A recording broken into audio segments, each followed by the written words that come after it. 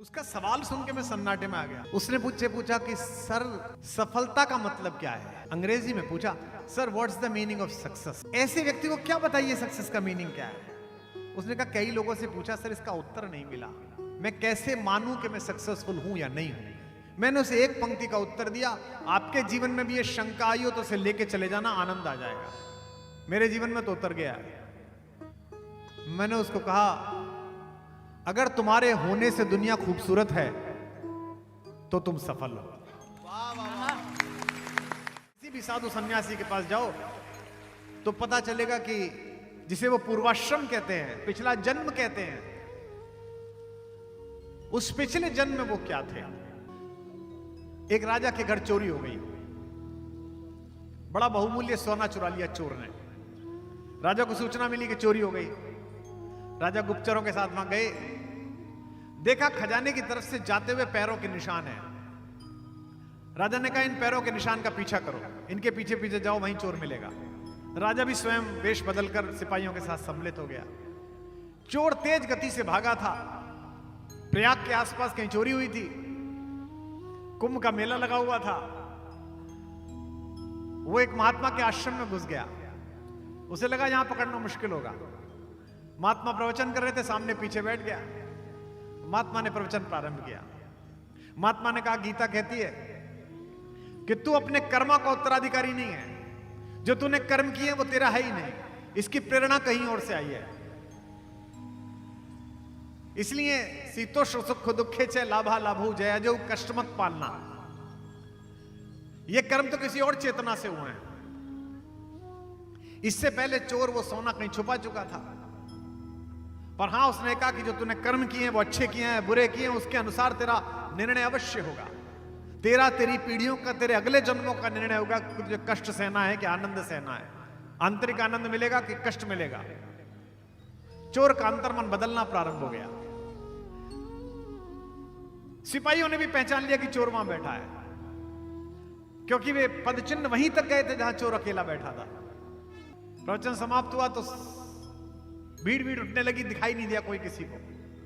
तो चोर साधु के चरणों में गिर गया, बोला प्रभु जीवन बदल दिया आपने, आज तक बड़ा पाप कर्म किया, अब संन्यास्त होना चाहता हूं, साधु होना चाहता हूं। साधु ने एक गंगा जल हाथ में दिया, बोला कर संकल्प, कर अपना तर्पण और कहे कि ये प्राण मेरे नहीं, ये शरीर मेरा नहीं, मेरा कोई रिश्तेदार नहीं।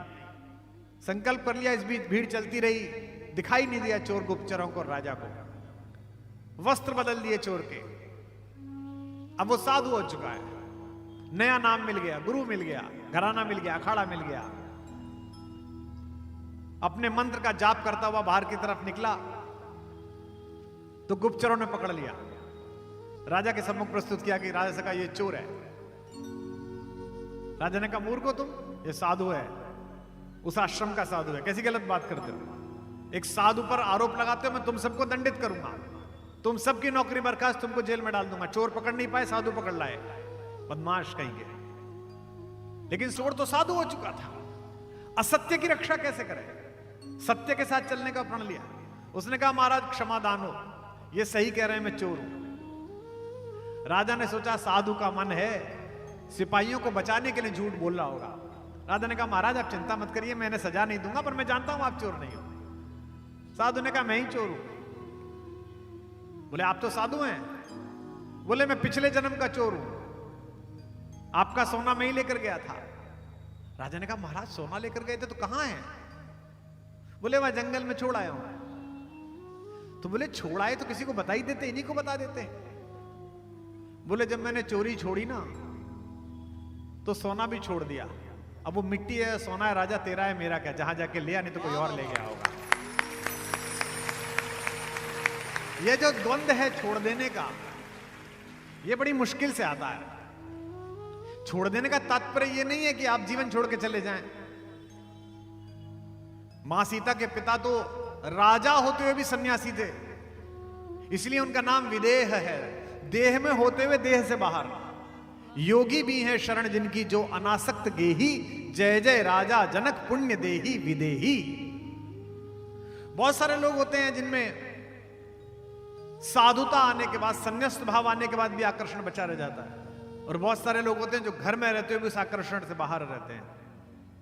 तो ये जो छोड़ देने का निर्णय है, ये मुश्किल है, लेकिन ये एक पल में होता है।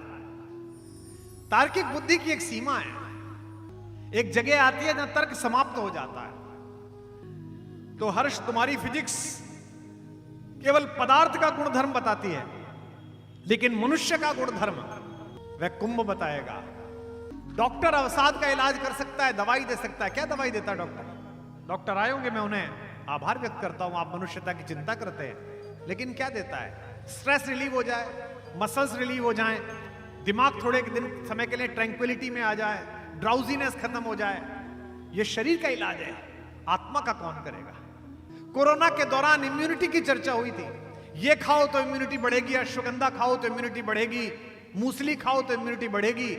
ये सारी दवाएं और तुम्हारी फिजिक्स शरीर की इम्यूनिटी को बढ़ा सकती हैं, लेकिन आत्मा की इम्यूनिटी तो राम की कथा बढ़ाती है, राम का किस्सा बढ़ाता है। जाओ कुंभ क्षेत्र में, आचार्य महामंडलेश्वरों के शिविरों में, हमारे विश्व के अन्य नगरों से भी कुछ लोग सुनने आए हैं। कल एक डॉक्टर साहब मिली थी हमें, अमेरिका की बाहर आई हैं, हमारे साथ काम किया उन्होंने कोरोना के दौरान। ये कौन लोग हैं? सबसे बड़ी, इन्होंने सब कुछ पा लिया, इसके बाद भी एक बेचैनी है, उसकी शांति इसी कुंभ में है। क्यों? क्योंकि तुम्हारी फिजिक्स भी यही सिखाती है कि कोई भी कण ऐसा नहीं है जो दूसरे कण को आकर्षण से खींच ना ले, लेकिन तुम्हारे कण का नाभिक बहुत छोटा है। अगर एक कण के नाभिक के खुलने से इतनी ऊर्जा निकलती है कि विश्व भर में प्रकाश जल सकता है, तो अगर किसी संत के हृदय का नाभिक खुल गया तो उसमें से कितना प्रकाश निकल सकता है, कितनी ऊर्जा निकल सकती है, क्या पता। अन्यथा पैसा कमाने से, शक्ति कमाने से शांति नहीं आ रही है। बेचैनी तो सबकी है, हमारी भी है, आपकी भी है। सांसों की सीमा निश्चित है, इच्छाओं का अंत नहीं है। जिसकी कोई इच्छा ना हो ऐसा कोई संत नहीं है। संत की भी इच्छा है, संत मोक्ष चाहता है, भगवान के दर्शन चाहता है, हमारी भी इच्छा है, आपकी भी इच्छा है। हैदराबाद जा रहा था मैं, 1A मेरी सीट थी, 1A 1F। मैं जाकर बैठा तो किताब कोई लेके चलता हूं ताकि पढ़ता चलूं। तो एक 30-32 साल का सुदर्शन युवक बैठा हुआ था, 6 फीट का गोरा चिट्टा। वो मुझे देखते ही खड़ा हो गया। अरे सर, आपके दर्शन, मैं तो आपको बहुत सुनता हूं सर, मैं बहुत दिन से कोशिश कर रहा था आपसे मिलूं। मैंने आपके ऑफिस में फोन भी किया था, मैंने मेल भी किया था। मुझे लगा 2-2.5 घंटे की यात्रा है, ये बहुत बातें करेगा। मैंने कहा जी बहुत कृपा, बहुत कृपा। तो मैं किताब पढ़ने लगा। वो सभ्य बालकों की तरह चुप बैठ गया। फिर बीच में कॉफी आई, मैंने किताब बंद कर दी। अब उसका साहस जगा। उसने मुझसे पूछा, सर एक जिज्ञासा थी, बहुत दिन से कोशिश करता था, आप मिलेंगे तो आपसे पूछूंगा। कई लोगों से पूछी लेकिन शांत नहीं हुई। तो मैंने पूछा, अच्छा बताता हूं, पर आप अपना परिचय दीजिए, आप कौन है? बोले साहब मैं इंजीनियर हूं और मैं खड़गपुर IIT से पढ़ा हूं, आप मेरे आए थे प्रोग्राम करने। मैंने कहा कहां नौकरी करते हैं? नौकरी नहीं करते सर, हमारी अपनी कंपनी है, हैवी मशीनरी बनाते हैं। तो मैंने कहा अच्छा कैसी हैवी मशीनरी बनाते हैं? बोले सर वो जैसे समुद्र में ऑप्टिकल फाइबर डालने वाली मशीन बनाते हैं, और भी कई मशीन बनाते हैं। 20 मीटर डाया का पेड़ 20 फीट नीचे खोद के उठाने की मशीन बनाते हैं। अभी इजराइल को हमने 500 करोड़ की मशीन दी है। अब जब उसने कहा इजराइल को दिए तो मैं जागा, क्योंकि जो दुनिया को दे रहा है ज्ञान वो उसको इसने दिया। तो मैंने कहा तुम्हारी कंपनी है? कह रहे हाँ सर, हम 3 पार्टनर हैं, तीनों एक साथ पढ़ते थे, पहले टाटा में नौकरी की, अब अपनी कंपनी खोल ली है 4-5 साल से। तो मैंने कहा कितना टर्नओवर है? तो शर्माया, बोला सर ऐसे ही थोड़ा सा 3600 करोड़ का है, स्थिरता आ गई तो इस साल 5000 करोड़ कर लेंगे, ऐसा उसने बोला। उसके मोबाइल पर एक बहुत सुंदर महिला का फोटो था, 2 बच्चे थे। मैंने कहा ये पत्नी है आपकी? बोले हाँ सर, ये IIM में मिली थी मेरे को अहमदाबाद में, मैं जम्मू का हूं, ये दिल्ली की है और फला मल्टीनेशनल की इंडिया प्रेसिडेंट है। सुनिए ध्यान से। मैंने कहा कहां रहते हो? तो उसने गुड़गांव में एक पता बताया। तो मैं समझ गया कि 50-60 करोड़ का इसका मकान भी है। देखिए आप, एक व्यक्ति जो देश के सबसे अच्छे संस्थानों में पढ़ा है, एक व्यक्ति जिसको ईश्वर ने सौंदर्य और स्वास्थ्य दिया है, एक युवक जिसे उसकी प्रेमिका पत्नी के रूप में दिया है, एक युवक जिसको एक पुत्र एक पुत्री जिसे आदर्श परिवार कहते हैं ऐसा परिवार दिया है, एक युवक जिसने स्वर्णिम भारत के नए संकल्पों में एंटरप्रेन्योर बनते हुए अपने आप को सिद्ध किया है, यहां बैठे जितने लड़के पीछे बैठे विश्वविद्यालय से आए, इंजीनियरिंग कॉलेज से आए, इससे ज्यादा तो तुम मांग ही नहीं सकते जो उसके पास था। भगवान के सामने जाओगे, शंकर जी स्वयं प्रकट हो जाएं, तो उनसे भी यही कहोगे ईश्वर जी इतना ही कर दे, ये जिससे नेत्र 4 हो रहे हैं इसको 2 कर दे मेरे साथ, और ये दे दे बस मुझे।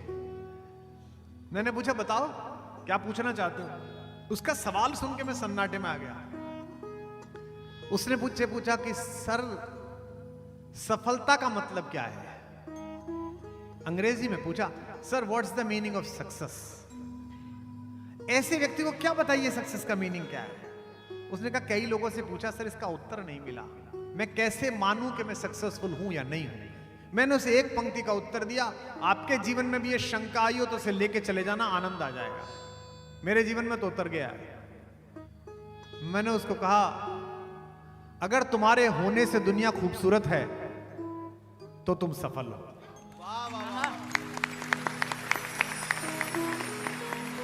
और अगर तुम्हारे होने से दुनिया बदसूरत है तो तुम असफल हो।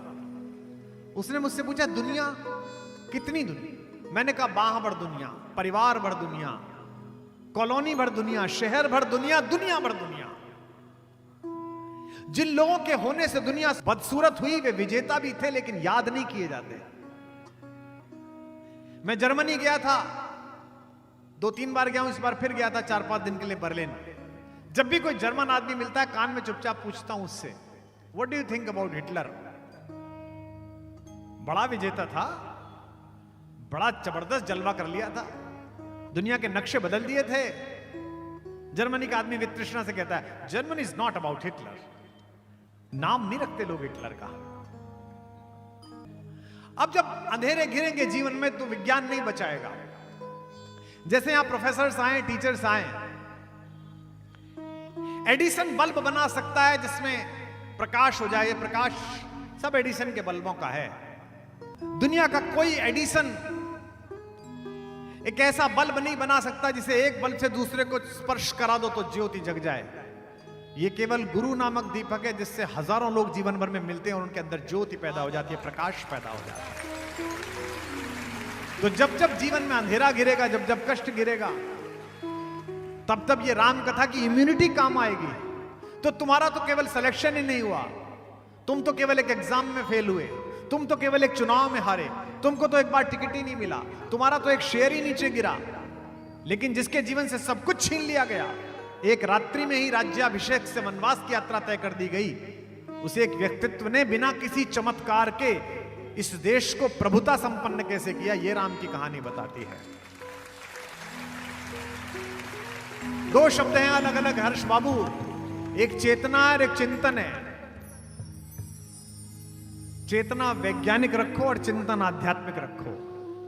चेतना तो प्रतिपल की है ना, ये गर्मी लगी, ये जाड़ा लगा, गर्मी लगी तो ठंडे की तरफ जाओ, जाड़ा लगा तो गर्मी की तरफ जाओ, जाड़ा लग रहा है तो ये हीटर जला लो, गर्मी लग रही है तो एसी चला लो, ये चेतना है।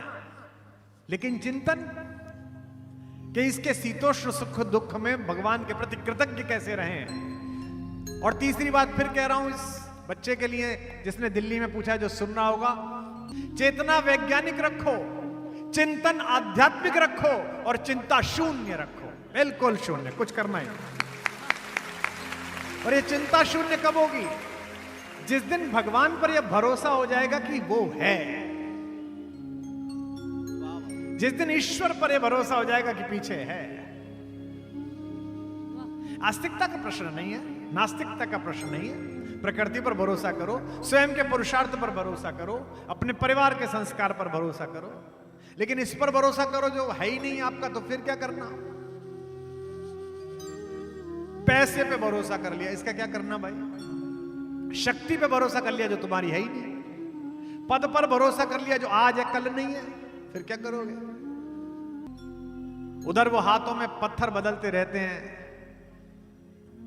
इधर भी अहले जुनू सर बदलते रहते हैं। ये दबदबा, ये हुकूमत, ये नशे दौलत, किराएदार हैं, सब घर बदलते रहते हैं। दिल्ली के लुटियंस में चले जाइए, 15 साल पहले जिन कोठियों के दरवाजे पे भीड़ लगा करती थी कि वहीं से सूरज निकलेगा, वहां कोई और दीपक दलमगा रहा है। वहां कोई और खड़ा हुआ है। लाल किले के सामने से गुजरिए, जिस लाल किले के प्राचीर पर खड़ा होकर अहंकारी औरंगजेब जूती रखकर सोचता था कि इस देश का एक एक व्यक्ति मेरी तलवार का गुलाम है, उसके पत्थरों के बीच में पीपल फोड़ कर निकल आए। राजाओं के जिन महल में यह अहंकार था कि हमारी कुलीनता ही घुस सकती है, प्रतिभा संपन्न कोई अन्य जाति का व्यक्ति नहीं घुस सकता। ऑनलाइन चले जाओ, उसी महल में कमरा बुक कराओ 1 लाख रुपए का, और आराम से उस रॉयल सूट में लेटो और कहो कि मैं ही महाराजा हूं, मैं ही यहां का रहने वाला हूं। ये पुरुषार्थ है। राम की कहानी पुरुषार्थ की कहानी है। इसलिए हर्ष, चिंता इसलिए नहीं कि भगवान साथ है, ईश्वर साथ है, वो जो करेगा अच्छा करेगा। और अगर कुछ ऐसा कर रहा है जो तुम्हें अच्छा नहीं लग रहा, तो इसका मतलब यह है कि आने वाले कल में कुछ अच्छा होने वाला है। इसलिए हर्ष, तुझे चिंता करने की आवश्यकता नहीं है कि कुंभ आने पर तुझसे क्या छूट जाएगा। यह तय है कि तुझे जो मिलेगा वो छूटे से ज्यादा महत्वपूर्ण होगा। यदि तूने मान लिया कि रघुनाथ जी साथ है, तो फिर कुछ चिंता की बात नहीं है। हमारे साथ जब रघुनाथ, तो किस बात की चिंता। हमारे साथ जब रघुनाथ, गाइए। किस बात की चिंता। शरण में रख दिया जब मात, तो किस बात की चिंता। शरण में रख दिया जब मात, तो किस बात की चिंता। हमारे साथ जब रघुनाथ, तो किस बात की चिंता। हमारे साथ जब रघुनाथ, तो किस बात। वृंदावन में गोपाल भट्ट जी एक बहुत सिद्ध संत रहते थे, वीतरागी टाइप के। एक दिन किसी ने कहा, महाराज जी भंडारा करा दीजिए, जन्माष्टमी आ रही है, छोटे ठाकुर का जन्मदिन है। बोले कर लो। महाराज जी इतने पैसे लगेंगे। अच्छा, पैसे तो है नहीं, देखता हूं। किसी सेठ के पास चले गए, कहा सेठ जी ये इतने पैसे दे दो मुझे, 10,000 रुपए भंडारा कराना है। पुराना जमाना था, 10,000 में बहुत बड़ा भंडारा होता था। सेठ जी ने कहा कब दे दोगे महाराज? बोले भक्त आते रहते हैं, चढ़ावा आता रहता है, 6 महीने में दे दूंगा। दे दिए, भंडारा हो गया, अद्भुत भंडारा हो गया। अब 5 महीने बीत गए, भक्त आए नहीं, चढ़ावा आया नहीं। तब तक गोपाल जी को चिंता नहीं थी। गोपाल भट्ट, जब 1 महीना रह गया, भट्ट जी को चिंता शुरू हुई कि अब सेठ जी के पैसे देने। अब ध्यान में मन ना लगे, कन्हैया की मूर्ति के सामने जाए तो मन ना लगे। जब 5 दिन रह गए तो लड़ने लगे ठाकुर से कि क्या फजीता पाल दिया मेरी जान को, बर्थडे तेरी और फंसा मैं पढ़ाऊं है, ये क्या है, पैसे ही नहीं आ रहे। अब ठाकुर मुस्कुराए मुरली लेके, और भट्ट जी का मन नहीं लगे। अधरम मधुरम मधुराधिपते, फिर बीच में रुक जाए, बोले पैसे कब देगा? ठाकुर तो मुस्कुराए। एक दिन रह गया, रात को नींद नहीं आई गोपाल भट्ट जी को, और कहा कि सुबह फिर जाके सेठ से क्षमा मांगनी पड़ेगी, कहना पड़ेगा कि मैं वचन भंग का दोषी हो गया, प्रायश्चित करूंगा, तपस्या करूंगा यमुना जी के जल में बैठ के। सुबह सेठ जी उठे, 8 बजे गोपाल भट्ट उनके द्वार पर पैसे का थैला लेके। बोले सेठ जी आपने बड़ी कृपा करी है, 10,000 रुपए। सेठ जी ने कहा पंडित जी सुबह सुबह क्यों आ गए, मैं ले लेता, ऐसी क्या बात थी? नहीं नहीं, आज आखिरी दिन था, पैसे देखे। उधर असली गोपाल भट्ट चिंता में ही है। दोपहर को एक भक्त आया, उसने कहा आपके आशीर्वाद से मेरा व्यापार बहुत अच्छा चला, उसी दिन संकल्पित किया था 11,000 रुपए चढ़ाऊंगा, ये 11,000 की थैली। गोपाल भट्ट जी प्रसन्न हुए, तुरंत 10,000 रुपए निकाले, पहुंचे सेठ के पास। बोले सेठ जी पैसे।